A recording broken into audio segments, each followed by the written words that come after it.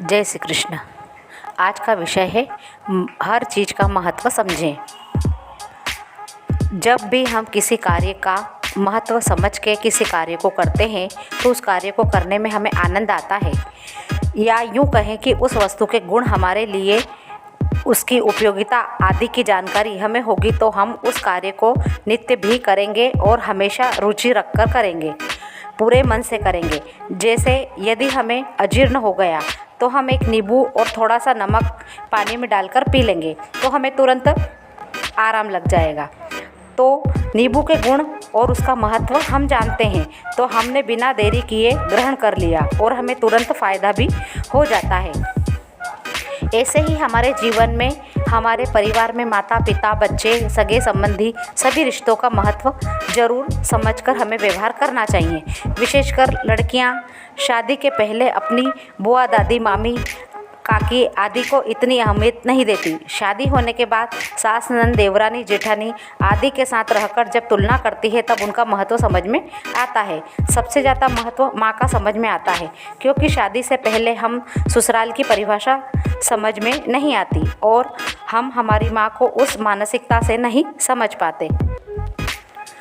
परंतु ज़िंदगी के कुछ अनुभव तो प्रैक्टिकल करके ही आते हैं। कोई कितना भी समझाए हम नहीं समझ सकते। हमारे दैनिक जीवन में जितने भी क्रियाकलाप हैं उन सब का महत्व हमें जानना अति आवश्यक है। उनका महत्व जानकर ही हम जिंदगी को बेहतर तरीके से जी सकते हैं। जैसे हम दैनिक जीवन में चाहे बिंदी, तिलक लगाते हैं, जहाँ इसका मतलब हम अपनी बुद्धि का पूजन करते हैं। सुबह बिस्तर से उठते ही हम दोनों हथेलियों को रगड़कर अपने चेहरे पर लगाते हैं। इसका धार्मिक और साइंटिफिक दोनों रीज़न है। धार्मिक तो यह कि हमारे हाथों में लक्ष्मी, सरस्वती, गोविंद तीनों का वास होता है। साइंस की दृष्टि से हथेलियों में घर्षण से एक्यूप्रेशर होता है, जिससे हमारा स्वास्थ्य ठीक होता है। हम भारत जैसे महान देश में पैदा हुए हैं। हमारी पूरी दिनचर्या अध्यात्म और विज्ञान से भरी हुई है। इसे अवश्य करवाएं। हमारे यहाँ पहले कोई गुजर जाता था तो उसका पूरा अंतिम कार्य विधि विधान और श्रद्धा के साथ किया जाता था। आज केवल औपचारिकताएं रह गई है। फिर बड़ी बड़ी पूजाएं पितृदोष के नाम पर करवाते हैं। आप कुछ भी करें परंतु पितरों के निमित्त श्रद्धा से करें। श्रद्धा का नाम ही श्राद्ध होता है। जैसे आप अपने माता पिता, दादा दादी या घर में जो भी बुजुर्ग हैं उन्हें कोई कीमती वस्तु या भोजन फेंककर या गुस्से में या घमंड से देंगे तो उन्हें कैसा लगेगा।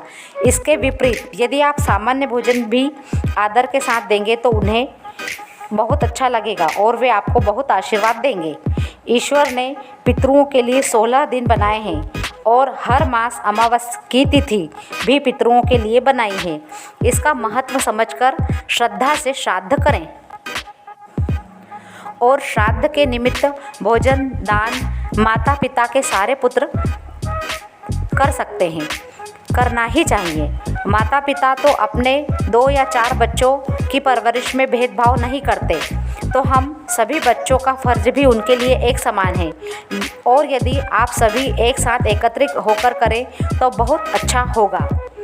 आज का उपाय: यदि आपका कोई भी ग्रह अच्छा चल रहा है तो उससे संबंधित वस्तुओं का दान नहीं करें, और यदि खराब चल रहा है तो उससे संबंधित वस्तु का दान लेना नहीं चाहिए। इस बात का विशेष ध्यान रखें। यदि हमें पेट दर्द हो रहा है तो गोली खाएंगे तो ही हमें आराम लगेगा, और यदि हमारा पेट दर्द नहीं कर रहा है और हम पेट दर्द की गोली खा लें तो वह हमें रिएक्शन करेगी। ऐसा ही ग्रहों का दान भी होता है। जय श्री कृष्ण।